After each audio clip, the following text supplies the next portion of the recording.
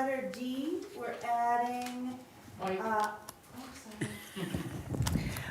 8, letter D, we're adding Isaac's student council report. And then letter E will be the Searsport District Middle and High School Library newsletter. We're going to share that there. Any other adjustments to the agenda? None. Okay. So do I hear a motion to accept the board meeting agenda as amended? I'll second that. All those in favor? Okay, that's unanimous. Okay. That brings us to number 4, celebrating excellence, student and staff in the spotlight. We're good, right? It's green. So unfortunately, we didn't have students show up, but the intention was to have 2 8th grade students come and talk to you guys about their Kiev experience. That's not an experience. No, here she is.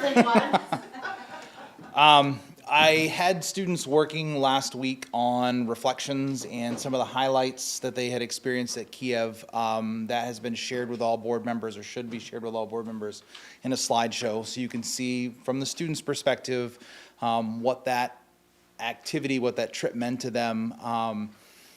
In summary, really, I think what we heard from the students was a couple of things. One, that they could in fact survive for 3 days without their cell phones.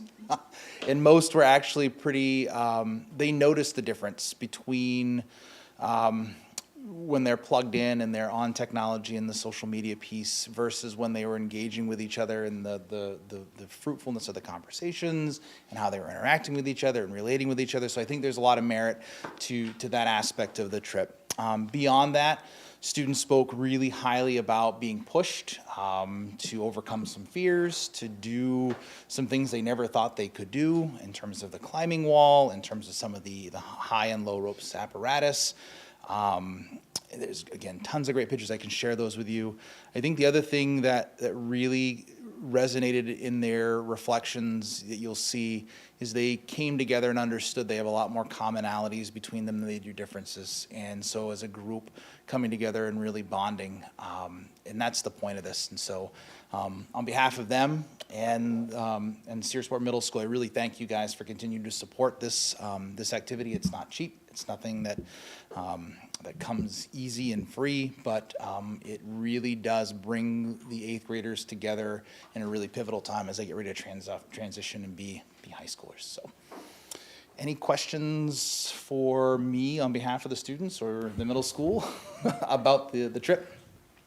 I don't have any questions. I think it's such a valuable experience, and I hope it's something that we can continue to do year after year. It's part of the Searsport District Middle School culture now, and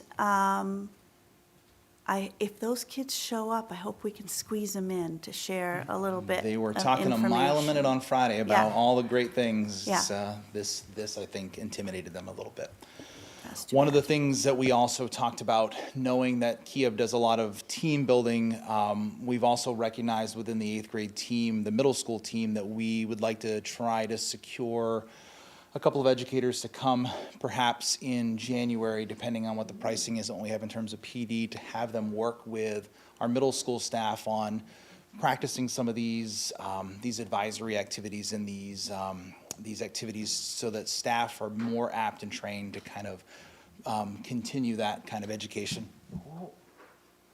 And here happens to be one of my middle school students that would like to talk to you about his experience at Kiev. All right, we started. This is Arthur. Arthur is an 8th grade student who has graciously volunteered to come and talk to you about his experience at Kiev. I kind of gave a thumbnail sketch about what the experience was like, but maybe you wanted to get us talking to the microphone. Yeah, go. Hi, Arthur, and thank you so much. Good to be back because we're really not as scared as we were. All right. He's not intimidated. All right, so What do you guys want to know about Kiev? What did you like best? What did I like best? Probably playing football with my friends. Also, the cabins were pretty fun. What challenged you the most? Challenged me the most? Probably the rock climbing. Why? Because I'm not very good at climbing rocks, evidently. But you did. Also, when I went down, I literally dragged one of the people that was holding me up. I'm sure they're used to it. Would you go again? Oh yeah, definitely, 100%. One of the only parts that I didn't like about it was the fact that I couldn't have my phone, only to take pictures. Oh, interesting, okay. Because there were a bunch of places that it's like it was criminal for them not to let us take pictures. Maybe one designated person that can take pictures to share with everybody. I should have just brought like my camera. Interesting. How was the food? The food, amazing. See, Isaac's been here. Pretty good. Food was really good. Do you feel like you got to know some of your classmates a little better? Oh yeah. Me and one classmate named Bodie, we were semi-friends at the start, but by the end we were like best friends. We also self-taught ourselves how to do the like whistle with your fingers in your mouth thing. Yeah. I still cannot do that, so. Did you make any bonds with any new kids at like different schools? Because I know there were like Not 4 different really. schools when I went. I don't know. We didn't really mix with the other schools that much. The only other school we really hung out with was the people we played football with. Yeah. Because when I went, there was Lincoln Academy. I think it was Lincoln Academy, and I've made a couple good friends that I still know. Actually, I play basketball with one of them still. So. Yeah, I don't know. We didn't really interact with the other schools that much. It was more like our school was split into 2 groups, or 3. Yeah, it was very fun. So Arthur, if someone was nervous, a 7th grader going in 8th grade next year is nervous about going because it may be their first time away from home and they don't have phones, what would you say, what piece of advice would you give them? I don't know, not really to be scared because all the staff is like really nice there and stuff. Me personally, I got pulled aside like twice for them to say like, oh, you can come and talk to us about anything whenever you want. So you felt like there was a legitimate, sincere connection. They weren't just saying that. Yeah. That's good. Yeah, it was really fun. You could tell the teachers like cared a lot. And it felt really welcoming when you were there. It was like you'd known them like your whole life. So if there was one activity at Kiev that if you had the magic wand you could wave and we would do here, what would it be? Magic wand, think big. Probably football.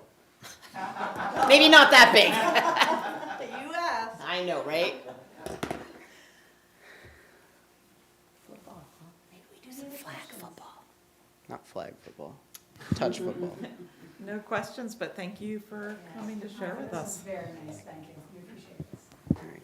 We really like hearing the student perspective, so thank you so much for sharing that. I wasn't sure where it was at first. We went to the school when we came here. That's okay, you did great and we appreciate you You coming. were right on time.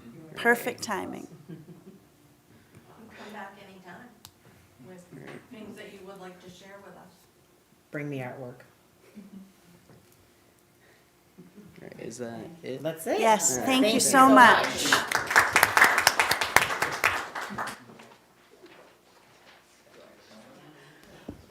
I have some art that he did for me one time after I chaperoned a trip, because the first time the class was little.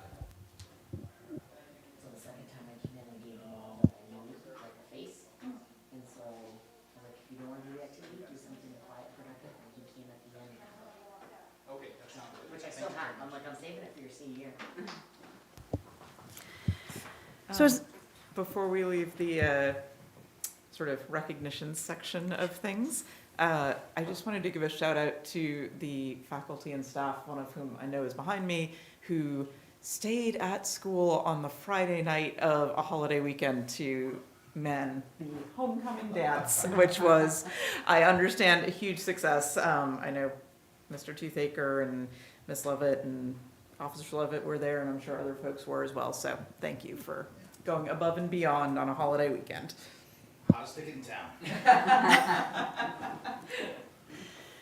All right, is that everything for celebrating excellence, students and staff in the spotlight? Yes? Okay, then we'll move on to consideration of board minutes from September 23rd, 2025. You do have those minutes in your packet. I just need a motion to either adjust or approve those minutes. Motion to approve the minutes as written on, for 9/23/25. Second? All those in favor? Thank you. Consent agenda has no items this evening. Ms. Spiegel, are there any public participation? There are none. Okay. Then that moves us right along to number 8, report from administration, beginning with the superintendent's report. Thank you. Push my button. I think that you could see by the packet, I'm sharing enrollment with you on a monthly basis so that you can keep up to speed on where we're at. We've declined since our September enrollment by 4 students. And that happens throughout the year. There will be up and will be down. When you look at the very bottom, I did want to point out, so our super agreements we have 19 students that come into our district from other districts. We have 31 students that are going out.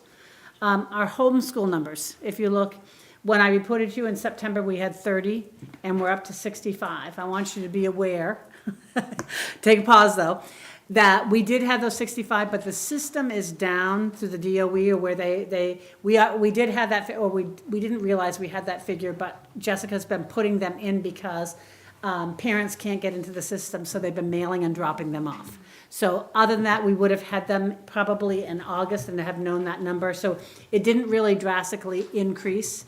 I do want to know, comparison number last year, I'm not sure at this time, but by the end of the year, you had 75 students. So we are down 10, which is hopefully a good place for us to go, that they've come our way, I'm not sure. Yes.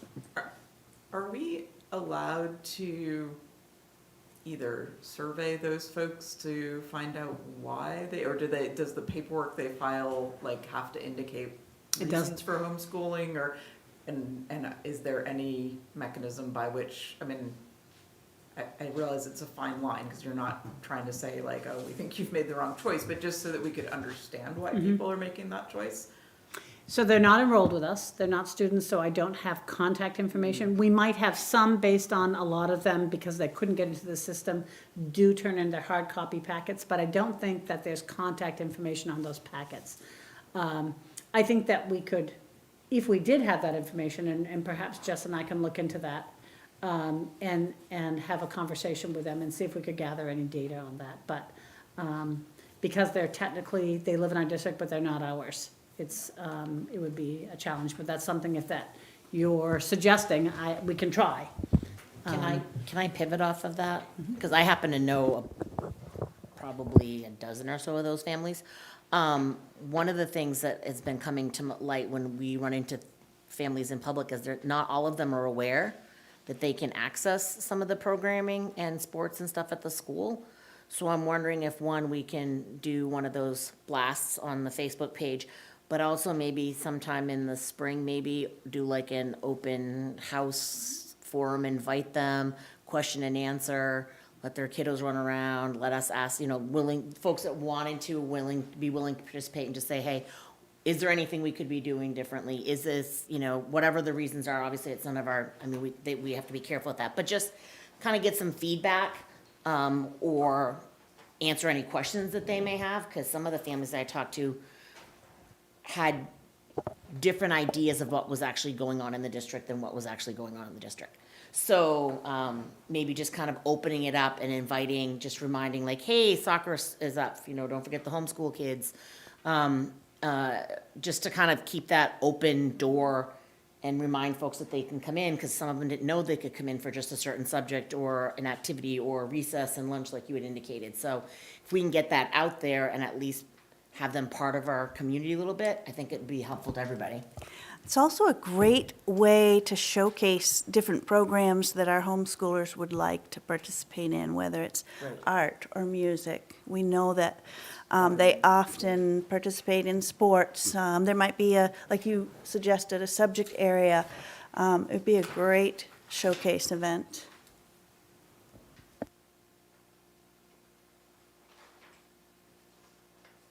Those are great ideas. So we'll work on that.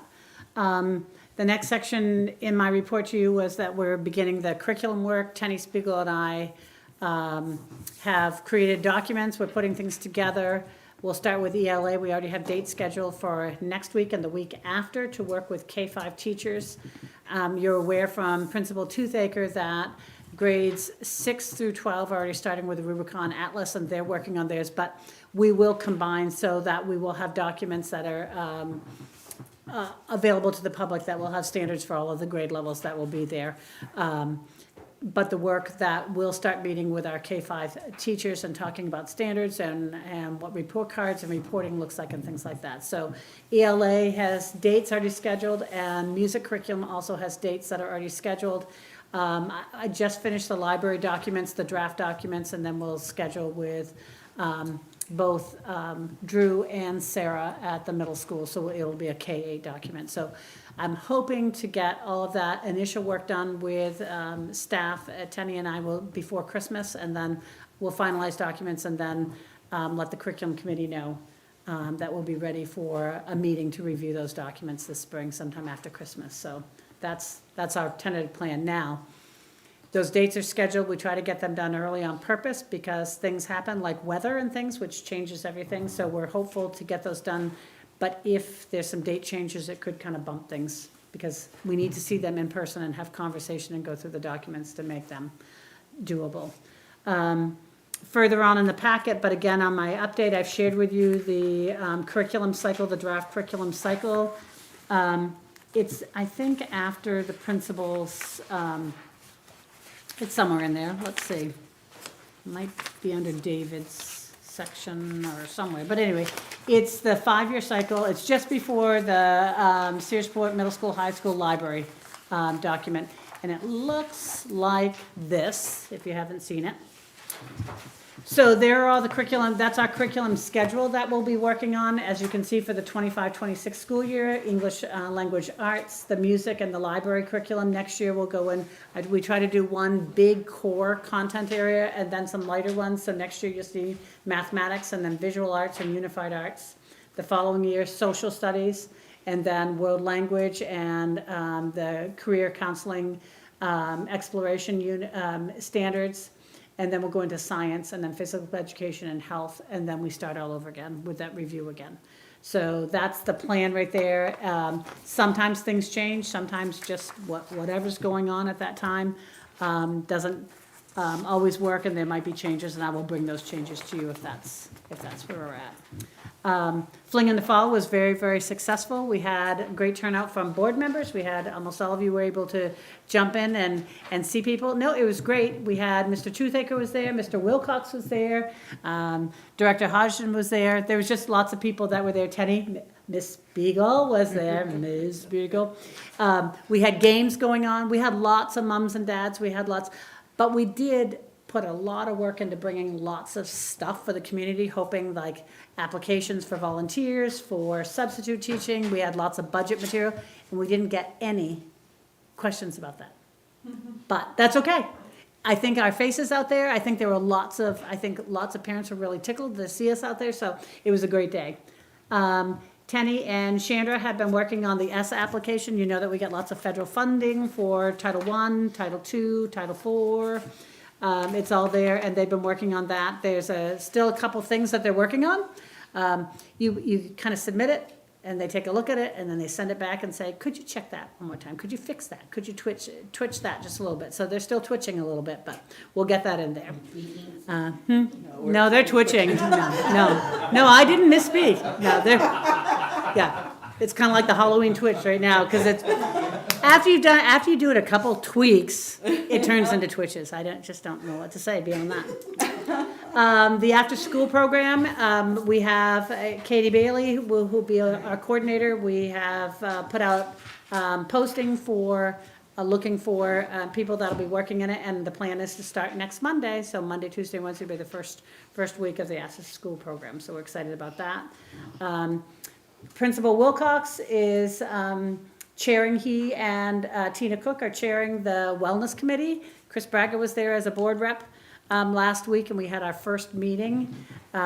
Lisa Anderson was also there, and we're trying to kind of get an idea about our current policy, if we need to make any changes, and then start setting goals for what it might look like for student goals and or staff goals. So stay tuned, there'll be some updates as we work through the year.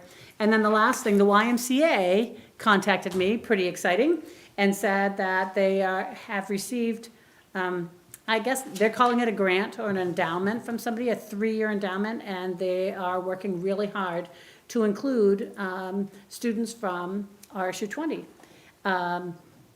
In the YMCA specifically, we're starting with Bluefish swim team. So I met with Sue and Russell. Last week, I created a survey that went out to families over the weekend, or Friday. Mr. Bob put that out for me. Right now, I only have 8 responses, but out of those 8 responses, 7 students in our district said yes, they are interested, or families said, in having their students participate in Bluefish. So I think that's a great first start. We're working, Chandra and I are working on, with Vern on transportation, because part of it, they'll also pay for the transportation of kids over and then back home again after practice. So there's a kind of a try it out, kind of get to feel the 3rd week or 4th week in October, and then practice starts the 1st week in November for people that really want to do it. So I think that's a first step in trying to build. I know that was one of our conversations, that it felt like for whatever reason, RSU 20 didn't feel like they were included in the Y. I think because it operates in Belfast, and it feels a little bit far for some families, so we're kind of excited about that. And that concludes my report. Questions?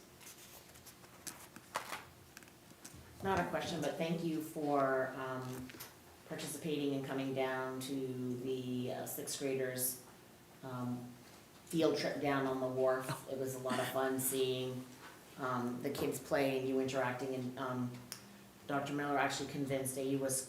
Coast Guard gentleman fully geared up to jump rope with us. Which we And he did. And he did, and he rocked it 5 or 6 times before a student jumped in and tripped him up, and he was jumping with all his gear, and we're like, oh, we're impressed. I know Ruth and I were both like, oh my goodness, he kept So jumping. The kids had a lot of fun, and it was really kind of neat seeing you go down there, and they were like, who's that? And you know, let's talk about it. And so it was nice to see you there. Thank you for coming. Thanks. Did I miss something?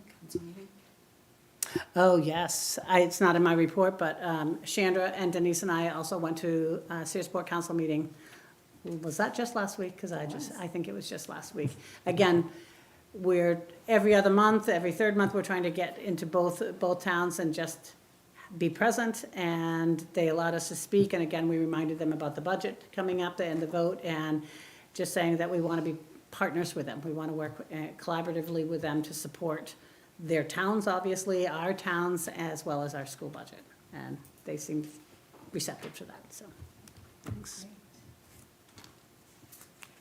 If there are no other questions for Dr. Miller, then we'll have Mr. Toothaker come back up for his report. So you should see my written report. I'll expand upon that a little bit. There are lots of really great things happening in the building. We'll start with the middle school. A ton of hands-on learning activities.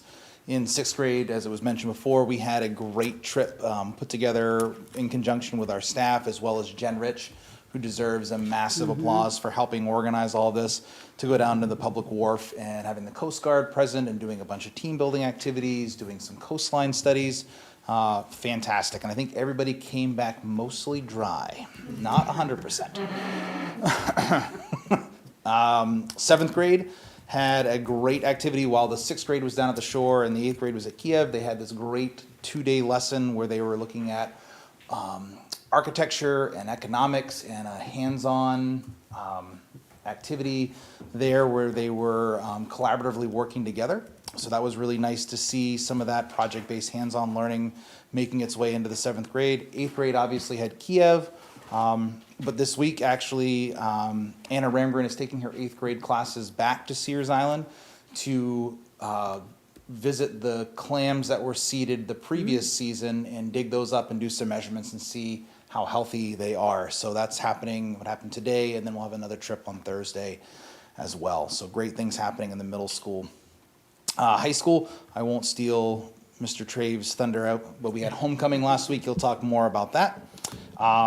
We actually have some classes that are heading to Sears Island. They did a survey class where they hiked the entirety of Sears Island, doing some surveys, looking at some of the architecture, the homestead area, looking at the shoreline, looking at trees. Tomorrow we are bringing about 20 students to University of Maine for the Engineering Expo. So a number of students are going to go check that out, which is really exciting. So hats off to Mr. Huneman and Ms. Lindyberg for organizing and getting that off the ground. Would like to formally introduce and recognize our student rep, Isaac Traves. As you may or may not know, a couple of years ago, we changed the student rep structure. Before the policy was that we would look for a volunteer. Sometimes we were very unsuccessful with that. And so now the current expectation is that somebody from the student council executive cabinet, whether it's the president, vice president, secretary, or treasurer, will be here to give a report out what's going on in the high school, as well as be part of the meetings. So he'll talk about homecoming a little bit. Co-curricular athletics, clubs are up and running. We have math team, we have a skateboard club, a ski club, a ping pong club, all happening throughout the week during advisories. So it's nice to have some of those offerings for kids who may not want to fully commit to a sports season to have some engagement there. Theater is up and running. We have our high school theater program working in grades 6 through 12, producing Six, about the six wives of Henry VIII. We also have worked with the after-school program to as well offer middle school students to be part of Frozen Junior. So we have a choice of students in which kind of avenue of theater they're going to approach. I think that's it for, seasons are coming to an end. We are in the last week of middle school sports. The girls soccer team just narrowly lost 1-2 against Great Salt Bay. So their season is over. Boys will play tomorrow at Oceanside. And the high school teams are wrapping up this week, and then you have 2 games next week, correct? We have shed today. We have shed today, and then we have, on Tuesday, we play Another team. someone home. Okay, there you go. Those are our last 2 games. Thursday is Shed. Thursday is shed, and then Tuesday is Callus. Callus. So those seasons are coming to an end as we transition out of fall sports and start thinking about winter sports right around the corner. Curriculum and instruction wise, as Dr. Miller was saying, staff are continuing to work on the curriculum piece and are inputting their units and lessons and standards into Atlas so we can get a comprehensive 6/12 view of what's going on inside of the building. And we are working with Officer Levitt to start to have ALICE training. And that's something we are going to be trying to facilitate and coordinate by training families in the district about what our emergency procedures are. We'd also like to talk at some point about Officer Levitt and I, before a board meeting, doing the 1-hour training with all the board members so they're aware of what our emergency procedures, what they look like, and what a training may look like on that end. So that is what I have for the middle high school. If there are any questions, I'd be happy to entertain them. I have one question, Okay. Mr. T, and one comment. The question is, what are what is going to be done with the models of the landmarks that the seventh graders We are are working looking on? at taking there's a display cabinet in the middle school, and we're looking at rotating out some of the old projects and putting those in either there or the library. Great, fantastic. I was hoping that they would be on display That is- somehow. That is the plan. And I just wanted to formally welcome Isaac to our board and just let you know, Isaac, we really appreciate you or somebody who stands in for you from Student Council being here and giving us the student perspective. We really enjoy that, so thank you. Thank you very much. Thank you, Mr. T. All right. Mr. Wilcox. Yeah. Jeez, home? You guys win or lose? I won't even ask. Not on the public record. Good evening, everyone. So between RJ's fabulous newsletter and Dr. Miller's report, they took a lot of my thunder today. So I hope you guys saw that newsletter. It was fabulous. Kind of echoing what Mr. Toothaker said, a lot of hands-on learning. I did highlight our bug and boat tours. So thank you to Mr. Wyman for providing that for grades 2 to 5. The kiddos got to walk down, got to all get on the boat, and a lot of them were pretty terrified because a lot of kiddos have never been on a boat. So the kids were pretty hysterical, but we got them to overcome the fear. Everyone on the boat, they got to check some sea creatures, stuff like that. So huge shout out to Mr. Wyman and Miss Amy Hafford for setting that up, because that was a great experience. Like Dr. Miller said and Mr. Toothaker, after-school program starting up soon, 3 through 8. Huge shout out to Katie Bailey. She's the new director, and I think she's going to be rock solid there. She's going to be rock solid. Also want to shout out Mr. Toothaker for allowing us to work with James Azert and Darren Moulton, who do the scarecrows. I don't know if you guys have been by the Penobscot Museum. There's 4 scarecrows. One's the invisible scarecrow, so bear with our 4th graders. But they did make those throughout the last week. They got to vote. So it was a great time to see the kiddos, and I've never seen 5th graders more excited about doing the trucker thing on the side of the road. We must have had every truck honking in Searsport that day. So it was great to just see that connection and building that connection K through 12. Moving on, we did do a staff PD on September 24th. We got to work with Miss Spiegel and I Ready, as well as the regulated classroom. Miss Emily Daniels came in and worked with staff, so it was just a good fun-filled day, and I think staff took a lot away from it. Moving down into our September Student of the Month, we started that back up. It was a great assembly. Thank you for the guidance of Dr. Miller. We have tied in pre-K to those now, so now we really have the full school with pre-K through 5. We never did that before, so we're really trying to bring them in, and it was a great time. Did a relay race with parents, and then we did a fall foliage challenge where kiddos had to get decorated in sticky notes and just kind of celebrate that. But it was a great time to celebrate those kiddos. Like I said, my report's short. There's a lot of happenings, I think, between curriculums and stuff like that. But SDS is fully entrenched in routines, and I think we got a good ship going, and I'm excited for what's to come. Any questions or comments? Thank you, Mr. Wilcox. Perfect, thank you. All right, that brings us to our report from Isaac. No, Sure. Turn the mic on. Oh, I was going to make him stand up. You may be tired. That's true. We'll let him sit. So last week, Student Council put on our annual homecoming week. We had daily dress-up days, lunch games, and at the end of the week, we had a school-wide assembly, which was great. Everyone loved it. Cameras out, well, phones, but cameras were out, smiles, laughing, school bonding was great. The winner this year was the seniors, sadly, but they defended their March Madness win from last year. 70% of the school participated in daily dress-up days and in the assembly. On Friday, we also hosted a homecoming dance. 59 students attended the dance. Dance was actually really good. People said they enjoyed it. I talked to a couple of kids. No complaints. Everyone had a good time. A lot of people dancing. New to see, nice to see. Just lots of bonding was going on last week, so just looking to continue that into March Madness when that pops up, or any other spirit weeks that we might do. Maybe something for winter is what we're looking at right now. So yeah, any questions? No? Thank you. Thank you. All right, I guess we have the library newsletter in our packet, but Dr. Miller, were you going to say anything about that? I talked to Principal Toothaker and checked with Sarah Wyman. It was a beautiful newsletter, and I just wanted, again, we're working really hard to make sure that we're sharing with you all the things that are happening in our schools, and I think that the library is alive and well at the middle school, high school, and when I contacted Sarah, she's like, of course you can share it. So So, I suspect that we'll see more. This says September. I don't know if it's gonna be quarterly or what it's gonna be, if you know, Mr. Truesdale. I don't know when the newsletter is going to come out. I'll just say, in talking with Sarah, it's just a continuation of trying to make the library not your typical library where it's about checking out books.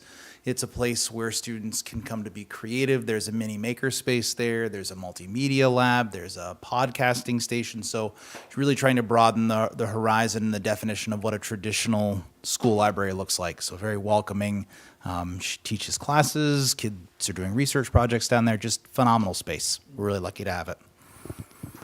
As I was leaving, we had an administrative team meeting there today. I was leaving, I was schooled in, they have a brand-new fish tank. I think 33 gallon. It's amazing. And they have all kinds of fish that they've already added, and they're getting ready to add more, and it was very exciting, but it's beautiful. So if you get in to see that space, you'll be captivated, as I was, I'm sure. It sounds fantastic. That is a beautiful space, and I'm so glad that it's being utilized in such a creative and fun way. Thanks, Mr. Toothaker, for sharing that. All right, if there are no questions, I'll move on to number 9, committee reports. Looks like there are none. We also have no old business. New business, letter A, evaluation of the superintendent. You'll see in your packet the evaluation as well as Dr. Miller's goals. Did you want to talk about those a little bit, Dr. Miller? Yes, please. So I shared with you a number of policies that I pulled up out of our policy handbook, I was reading them and so that we're all on the same page. But CBI specifically talks about the supervision as an evaluation of the superintendent. I think that it's important that when I talked to Chris a little bit as we were going over the agenda, that I'm aware of what that evaluation should look like. One of the comments in one of the policies talks about that the board is supportive of me through this transition as a new superintendent, and I can say I couldn't ask for a better board to work with as far as the transition. It's been very helpful. I think that you've been clear with me, and it's helped me to be directed about the things that I'm trying to accomplish. So on the bottom of that pile, I shared with you draft goals that have kind of taken over my work since I started in July. So at the top, you'll see this is the goal that was identified at our summer retreat, and that was to develop a strategic plan. So overall, that would be, technically, that's your goal, but I'm the one that's helping you facilitate that, so I put that there. But other goals that I've identified, along with the administrative team that has supported, is a focus on instructional leadership. That was something that came out loud and clear in our summer admin meeting, talking about what does good and instruction look like in our district. So one of the goals that, and I shared this with you earlier this year, but we're beginning to have conversations about highly effective instructional strategies. We're talking about what that can look like in rooms, teaching different content areas. So that's something that administration and I came up with that we felt was important. The other thing is what I heard from you in my interview and in my work since I started in July is curriculum and creating documents that are forward-facing on our webpage and out there so that community knows, that staff knows, and in conjunction with what's being done at the middle school and high school through Atlas, we'll also, Mrs. Spiegel and I will be creating documents, and we'll get that up there as well as the revision cycle. The third thing was focusing on community involvement and how do we make ourselves visible? How do we encourage the community to collaborate and partner with us on different things? And based on that, paying attention to school climate and school culture. So that was the third one. And then the last thing is just, I think that there's a lot of things that we can just tweak and adjust to create a system that's more effective and more efficient in this district. So examples are staff evaluations across all departments, department handbooks, code of conduct handbook, substitute volunteer handbooks, there's lots of things like that, goal sheets for staff and administrators, safety training, and then consistent bus rules and what conduct looks like on the bus. And that's kind of, technically, they say that new superintendent, 2 goals, no more than 2. This seems like a lot, but it is all of the things that we've already been working on, so I don't feel overwhelmed by that. But I am sharing these with you and asking for feedback, and whether you want to give them tonight as we talk about them, or if you want to email me, or add it to another agenda as we move forward. But the other piece, Chris and I were talking about earlier, is just the process of superintendent evaluation and when that occurs. And Mr. Bradford was able to share with us that evaluation usually happens in December, so that's coming right up. And part of that, in the past, has been that you're surveying the board, the community, staff, and administration. So if you're gonna survey that and get that back and then collate it and be able to share that with me, I think that we probably need to start that process fairly soon. So if you wanna start with, anybody has feedback, I'm happy to hear that on goals. I just want to thank you for capturing everything we talked about during that interview process, as well as after you came on board, when you met with all of us. I think you've captured the essence of what we all were thinking during those 2 timeframes, our wishes and hopes for this district. And somehow you succinctly got that into 4 goals. And they're beautiful. They're wonderful. Thank you so much. Am I missing anything? And I would just add also, the evidence for a lot of these, like you said, you're already doing these things. We're already seeing that, outreach to the community on so many different levels. And you've given us tonight your curriculum review and revise cycle. So we're seeing so much of this already. The systems with all the handbooks and different things that you have developed and improved for the district. And I all there. thank you for that feedback, and I appreciate that it says that these are my goals, but ultimately, it really is myself and the directors and the administrative team working on this. It's not just a me, it's a we kind of thing that has to happen, or it's not really gonna come to fruition, so.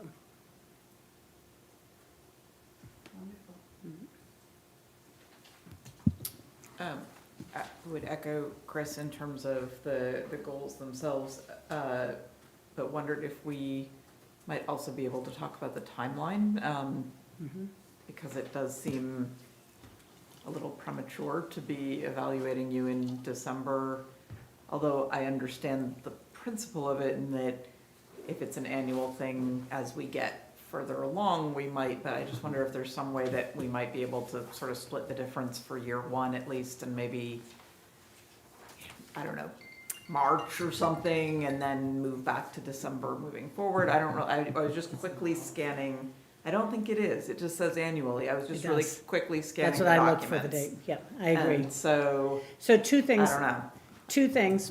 One, I shared with Chris. Generally, it's done in December for a couple purposes. One is budget.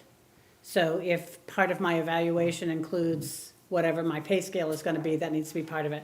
You could look at doing one now and one in June.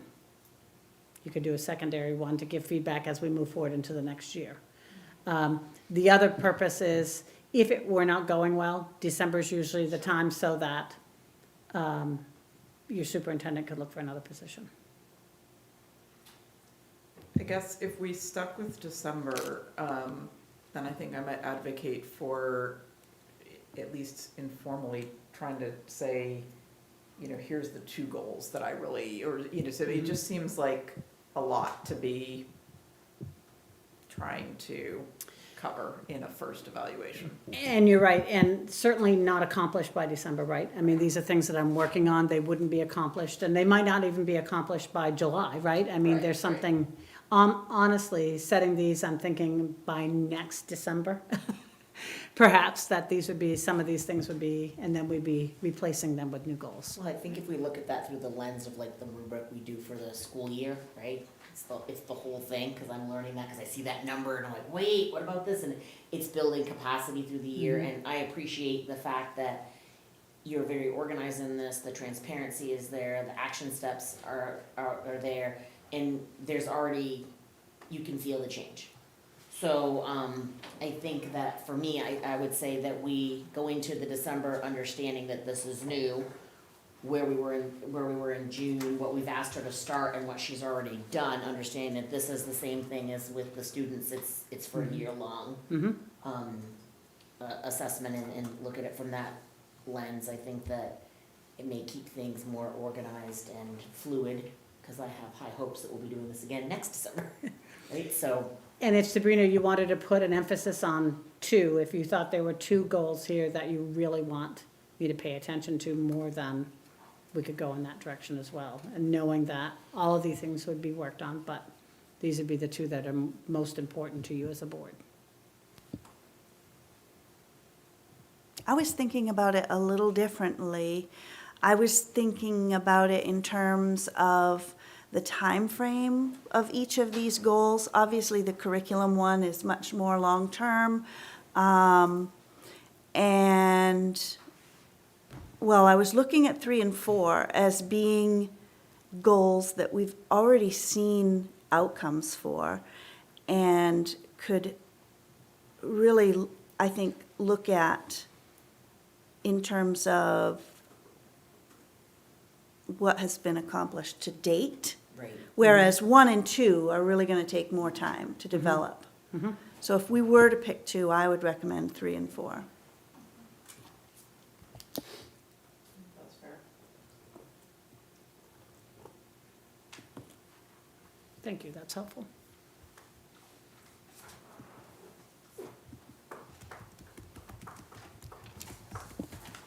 I wonder if we should have more discussion about that evaluation process before November, and where would that take place? Workshop. Okay, we'll talk about that later on down the agenda here. So, are there any other questions for Dr. Miller?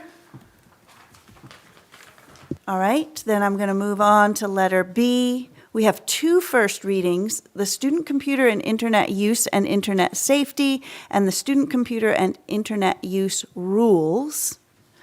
These 2 are in your packet, and you'll see the changes that were made, not very many, highlighted in red. I believe one is just the cross-references, and the other one just had a singular addition to, I can't remember now what. Plagiarism, that's right. And third party. So this is the first reading, so we have no action. We'll bring that back to our next board meeting for a second reading. Are there any questions?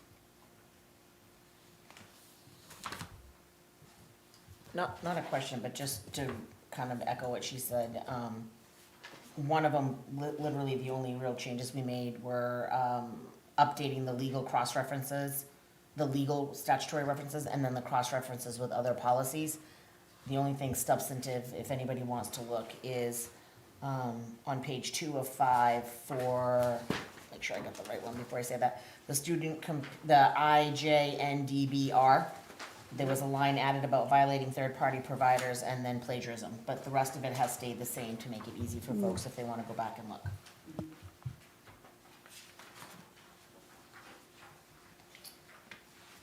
Sabrina? Sorry to be, is this the computer that says I'm silently correcting your grammar? No, it's not. Sorry to be so I have a kind of, the way this is structured, the grammar is wrong question, but I also have a philosophical question about why we put this in here anyway. So the philosophical question is, why choose to put something about plagiarism in the student computer and internet? I'm not saying it shouldn't be somewhere, I'm just not sure why we put it in this policy. And if we decide that we are still keeping it, the language doesn't make sense because it's under a section that's framed as students may not, so at a minimum, you'd have to change it to say may not plagiarize rather Plagiarize. than may not plagiarism. But then I'd be interested to know the rationale of why it's, or I guess it was already here. Okay, so this is a thing that It's goes. just a reword. Mm. So you guys didn't make the decision to put it in, you just reworded it. All right, well, I'll withdraw that sort of philosophical question about why that is here, because I don't think it should be, but if it's been here for a while, but if we could at least fix the grammar, that would make me happier. So that is just changing plagiarism to plagiarize. Yeah, that would then make it Yeah. read correctly. I think that's what was in there originally. Yeah. I'm getting that. And if you go back a page, number 4, that's underlined, violating third-party terms. That's all Yeah. brand new. It's underlined. Anything that's underlined is brand new, and back on page 1, number 4 is also new language. So anything that's underlined is new language that's been added. And so technically, number 4 should also now say violate, just like number 3. Got it? Well, those are easy changes to make before our next reading. Any other thoughts, questions? All right. We will make those changes and bring that back for a second reading. Letter C is curriculum review and revise cycle 2530. And we've already seen it. I shared that with you in my report, so. Yes, you It's a did. a double dipper. Any thoughts or questions on that cycle now that you've seen it? It's nice to see that. Good. In Just such like an it as well. organized manner. I have just one quick question. Sure. 'Cause these are big, these are not, I mean, they look like they're simple, but they're not, they're pretty lofty. So is the plan that we get like a quarterly kind of report out on like what's been going on with that? Or is something, like, what's the plan for, as you tackle this, to keep us up to date? Cause some of it may get to parents and say, hey, what's going on, or vice, just so that we have some idea. Good question. So Tenny and I, as I said, we've already have dates set that we'll be working with for, so day 1 in the morning will be kindergarten teacher, and we'll go through all the kindergarten standards. In the afternoon, we'll be working with first grade teachers, and then another day, it's second grade teachers in third grade, and another day, fourth and fifth grade. We have documents that have the standards. We will talk about instruction. We'll talk about best practices. We'll talk about integration and what it can look like. We'll talk about report cards and building a rubric with all of these standards. It can be done in a couple days with, we're gonna work really hard to get substitutes to cover classrooms so that we can pull these teachers for a half a day. And then as far as updates to you, then it will go, once we have all the documents completed, and the draft documents are all done. I've got them all completed, and we're just filling in kind of the pieces and discussion. Then they will go to the curriculum committee that we have. We'll bring them and say, this is our draft, this is what we're proposing. And then none of these will go into effect, and they're not until the next school year. So no changes, once the school year's already started, so once we've complete these, can teachers use these new updated standards? They can. And there's very small changes from the previous versions that we're not noticing a lot of change, but technically, they don't have to begin using these new standards until the fall of 2026. Does that answer Yes. what you were thinking? Okay. Because you're right, it can be really tricky to have updated standards when, wait, I've been using these standards and it's a quarter of the way through the school year, and are you asking me to change standards? And it doesn't make sense, so.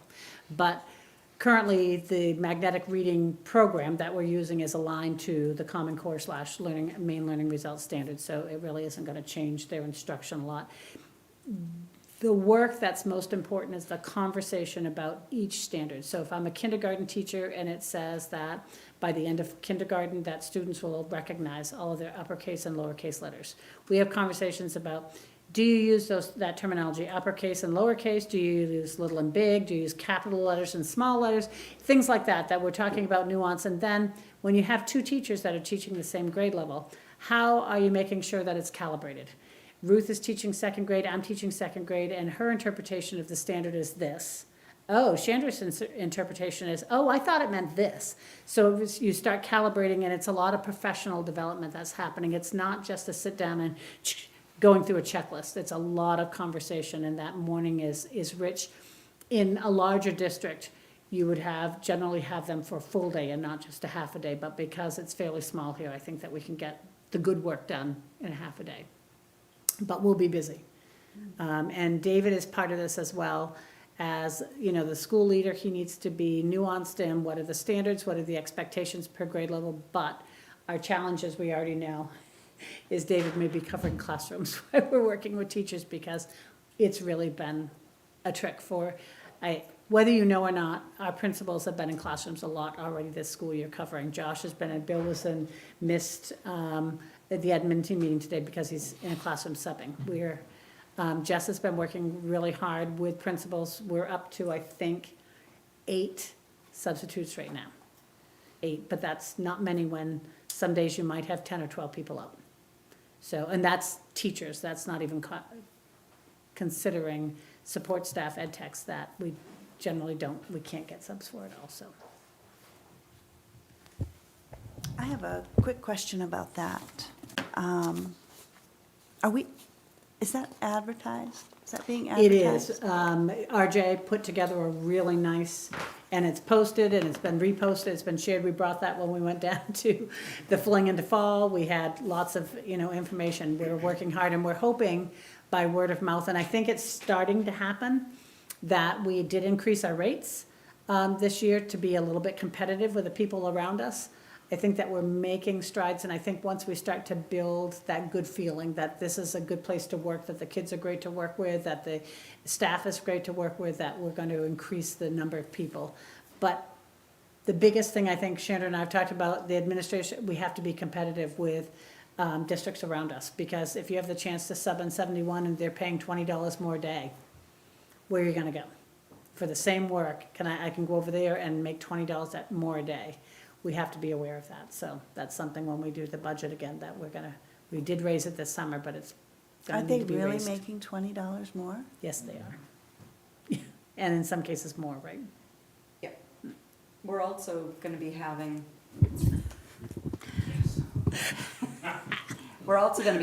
to increase the rate because the minimum wage is going up in January.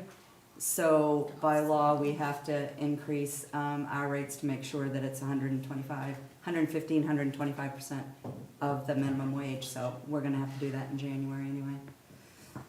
Or One- as well, I should say, not anyway, as well. Where are those, where is that being advertised, just out of curiosity? I think it's in serving schools. Serving schools, it's been on our Facebook account. RJ created, did it get pushed out through Reach My Teach? I don't know. We did it in Fling into Fall. We tried to put it up in Right. lots of different places, so. Is it going in the newsletters? That's, Good question. I know could it? Yes, and RJ is doing the quarterly newsletter, and I think we could make sure there's a link for that as well, or put that and keep it alive and well. So how are we reaching folks who are not, like educators and might not know to look where it's being advertised, or not parents where they would see it on the newsletter? How are we reaching that? I'm not sure sector? we're able to reach out to them, but by word of mouth, we are starting to get, for example, we talked about a lady today that had a connection with somebody else that called and asked for an application. So again, word of mouth, I think, is generally, I think most communities know that all districts are always looking for subs. So if anybody has a little bit of a tickle in their brain that, I'm wondering if we could drop off applications and handbooks to the town offices, that's a great idea. especially before voting on the That's a 4th, great idea. November 4th. That is a good idea. I don't know if they would do it, because I guess probably not chamber members, but you might also just ask whether the chamber would be willing to put it in their job board thing that they do with their newsletter. It might be just as a public service kind of thing. I'm just wondering how we might reach that retired population better? Because they might not be on Facebook, and they might not be looking at serving schools. I think that before it was almost impossible to find an RSU 20 thing on Facebook, and it's like every day. And so like when I see them come up in the evening, I'm sharing, and like people that I know are sharing, and it's sharing, so like it's getting out a lot. Like I'm hearing it, like I'm hearing people that I know are not on Facebook saying, "Oh, I heard that you guys are doing this, this, and this," and so you're right. There's probably another avenue, but there's so much of a footprint now of RSU 20 on the social, and most people's reach my teach. Mine just apparently is going to continue to crash. But it's getting out there. People are hearing about it. In all things, like the library, the sports, the welcome when people come, to the district. That's been huge. People are responding to that stuff left and right. We could also reach out to the Retired Teachers Association as well. I think that's a great idea, because 8 is not enough, for sure. Oh, gosh, no. Could you post Get it. something on the board down by the public service place? They often put announcements there and say, looking for substitutes or bus drivers or whatever it is that you need. Where is it, the board by the public? It's right out in front of the public, like the fire department and stuff. There's a big board, and they often put Their events bulletin up. board, Yeah. like their version of the The bulletin one out board. by the road? Yeah. I think the libraries might be a good place to put it as well. And don't laugh, but Edwards, everybody gets their news from Edwards. Absolutely. Yeah. Yeah. I foresee in Jess's future. A road trip. Big long road. That's right. These are all great ideas, thank you. All right, we moved letter D, so I'm going to skip to E. We do need a motion to accept our November 5th, 2025 as the date to accept the results of the budget referendum for RSU 20. So do I hear a motion? All those in favor? That's unanimous, thank you. All right, that leaves us Just with, as a point of clarification for our calendars, will that be a 6:30, a 6, because it's a sort of not regular board meeting? So the day before is the 4th, that's voting day. Right. The following week, that would generally be our meeting, the 11th, is a holiday. It's Veterans Day, right? So I'm suggesting that becomes our regular board meeting as well, that it wouldn't just be a short, that we would move. Yeah. That's what's coming up that Yep. Chris is gonna talk about, but so So it 6:30 would be then. 6:30, the regular time, yeah. would that, does Sure. that work? Okay, that brings us to date and time and location for the next board meeting, Wednesday, November 5th, 2025, at 6:30 here, right? We'll be here. And then we wanted to talk about whether or not we needed the 10/28 meeting. I guess I kind of jumped ahead of myself by saying our next meeting was November 5th. Our next meeting is actually scheduled for October 28th. If we continue following our twice a month, you've been very busy, July, August, September, that we've done 2, but I also know that prior to this new superintendent, you were generally meeting just once a month. We've been using that second one as a workshop Things pop up. when things pop up. Does it work? So I have two things. First of all, I actually can't be there on the 28th no matter what, even though I'm going to say, do we need that as a workshop day for whatever you wanted to talk about in terms of the superintendent evaluation procedures? Well, I think if we used that for a workshop, it might be pretty brief. I think we just would need to sort of solidify a plan for the selection of those, see if everyone agrees that those are the two goals we want to focus on. The evaluation itself, the survey is already created, and we might just need to set dates for that to go out, Mr. Bradford. And that would be it, I think, unless somebody can think of something else. I'm out of state that whole week. I won't be back until like late Wednesday night, so I won't be here the 28th either. So the 28th doesn't sound like a great day Right. for doing that. It doesn't sound like a Can we work- just do it as part of our regular meeting on the 5th? I don't see why not. Do we need to do the workshop like a half an hour before and then the meeting? So the 5th would also be, we won't have a finance. So yes, you could do a workshop from 6 to 6:30 and then, I think that's a great plan. Okay, so Wednesday, November 5th, we'll workshop from 6 to 6:30, and then we'll have our meeting to confirm the vote at 6:30.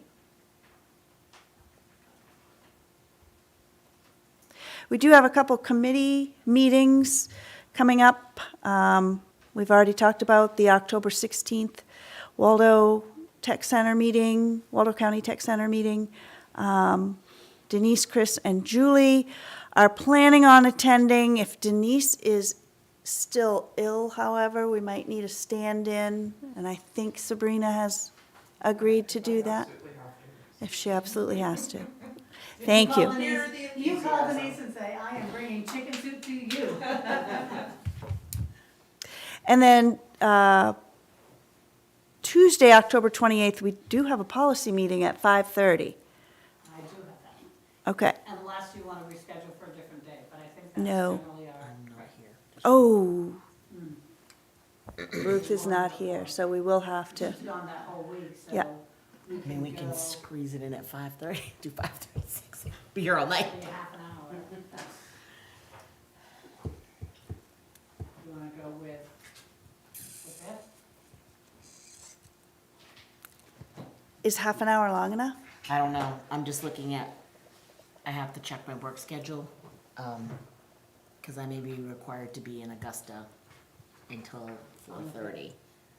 So, but I Okay, don't know that for sure. I'm game for doing it at 5